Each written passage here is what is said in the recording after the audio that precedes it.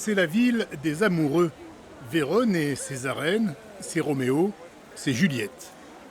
Dans la cour de la maison de l'héroïne shakespearienne, Giovanna Tamassia vient régulièrement relever le courrier du cœur.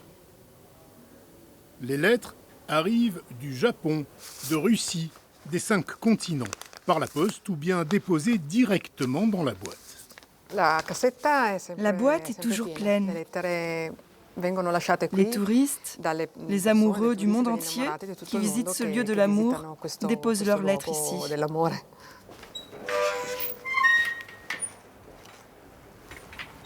Avec son précieux chargement, Giovanna quitte ce lieu emblématique de l'amour pour retrouver à quelques pas de là une ambiance plus laborieuse, au siège du club de Juliette. Encore des lettres. Elles viennent de la maison de Juliette. On est en train de répondre. Les secrétaires de Juliette, Cara Giulietta, comme elle sono se Maria. nomme, Da ventenne, lisent tutto in mano chaque giornale. lettre avec Non attention. sapendo come sarebbe stata la situazione sotto il tuo balcone, Elles arrivent dans toutes les langues Jonathan, je suis tombée amoureuse et sont porteuses de récits très variés. Oui. Nous sommes des gens qui racontent leur histoire d'amour heureuse. Mais dans la plupart des cas, il s'agit de situations où il y a des déceptions d'amour, des trahisons, des difficultés en famille. Il y a aussi des enfants qui écrivent. Mais il y a bien plus de Juliette que de Roméo qui prennent la plume. Je dirais qu'au moins 70% de toutes les lettres sont envoyées par des femmes de tous âges. Peut-être que le fait d'écrire, de se confier, d'ouvrir son cœur, de s'exposer, de se mettre en jeu, a un côté plus féminin. L'homme est peut-être plus dur et a du mal à exprimer les sentiments. Et surtout, il a peut-être peur de se montrer faible. Bien sûr, chaque courrier recevra une réponse, manuscrite et mûrement réfléchie par l'une des 200 secrétaires de Juliette, réparties dans le monde entier. Chaque réponse est unique et écrite, pensée par rapport à la personne qui nous écrit. Il faut être empathique.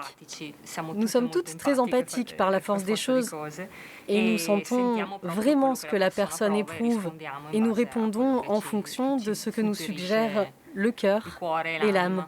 Et les personnes savent bien qu'au-delà de Juliette, de cette fiction littéraire, il y a des personnes, des secrétaires de Juliette. Et il ne faut pas donner de conseils car nous ne sommes pas de psychologues, mais surtout des messages d'espoir, d'amitié, de recommandations d'avoir encore confiance en l'amour, même si on a rencontré des déceptions. Des histoires d'amour bien réelles qui font écho à un drame théâtral. À Vérone, mythe et réalité sont étroitement mêlés, comme l'explique Chiara Battisti, professeure de littérature anglaise. Nous nous trouvons dans la cour de la maison de Juliette, de la soi-disant maison de Juliette, parce qu'en réalité, Juliette Capulet n'a jamais existé. Mais dans les années 30, le directeur des musées de Vérone, Antonio Avena, a tenté de faire coller la façade de cette demeure bourgeoise à l'imaginaire collectif. Porté par le succès du film de Georges Cukor, Avena devient au sens propre l'architecte de la maison de Juliette.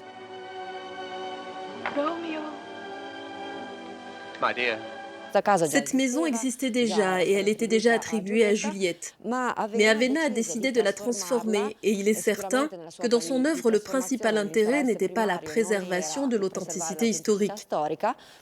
Il a donc transformé pour la faire adhérer à l'atmosphère médiévale proposée par Cukor dans son film. Il a donc ajouté des éléments gothiques, d'architecture gothique, pris sur d'autres bâtiments et collés sur la façade de la maison. Et l'aspect le plus intéressant et peut-être le plus absurde de ces ajouts, c'est justement le balcon.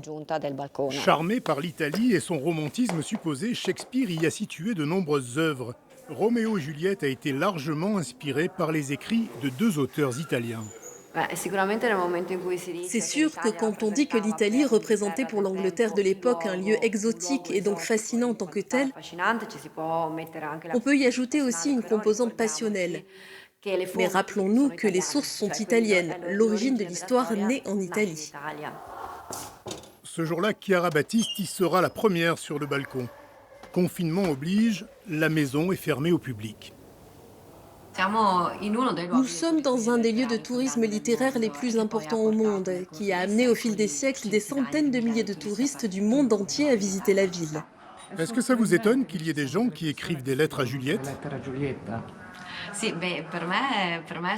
Pour moi, c'est surprenant, mais en même temps, ça permet de percevoir comment le mythe, le personnage de Juliette, s'entremêle avec la réalité de la ville de Vérone, même si c'est stimulé par la ville de Vérone. C'est comme si à la fin, la frontière entre mythe et réalité était très instable. Cette frontière est franchie, du moins de façon épistolaire, depuis très longtemps. Giovanna, la fille du créateur du Club de Juliette, est gardienne de pas moins de 300 000 lettres et d'autant d'histoires d'amour. À partir des années 90, le maire de Vérone a demandé à mon père s'il voulait répondre. Essayer de répondre à toutes ces lettres qui arrivaient à Juliette. Bien sûr, les lettres arrivaient déjà à Vérone depuis les années 30. Et donc mon père, assisté de quelques collaborateurs et de quelques filles précisément polyglottes, a commencé à répondre aux lettres. Et puis la chose a continué. Il y a eu une augmentation des quantités, des provenances, jusqu'à devenir un phénomène international. Une vingtaine de secrétaires de Juliette vit à Vérone. Lara répond au courrier depuis 10 ans. C'est une vocation. Au départ, c'était la curiosité. Et puis, j'ai commencé à lire quelques lettres. Ça m'a passionnée. Et j'ai essayé par jeu de répondre à la première. Et je n'ai plus réussi à m'arrêter. Au bout de 10 ans, vous êtes devenue une spécialiste de l'amour? Pour les autres, oui. Pour moi, pas tellement. Chaque année à Vérone, le club remet le prix Chère Juliette. En 2021, l'événement s'est tenu en ligne et a récompensé les plus belles lettres. Depuis qu'il est entré dans ma vie, tout a changé. Je n'arrive plus à rester même une seconde sans le besoin de l'entendre. Et je n'arrive pas à imaginer mon futur sans sa douceur. Parmi elles, celle d'une étudiante de Palerme. J'ai écrit à Juliette il y a environ 1 an et j'ai raconté qu'au début, j'étais un peu sceptique en matière d'amour parce que je me contentais de ce que j'en voyais dans les livres et les films. Le passage du mythe à la réalité a conduit dans ce cas-ci à une histoire d'amour heureuse, très éloignée du drame shakespearien qui fait pourtant les beaux jours de Vérone.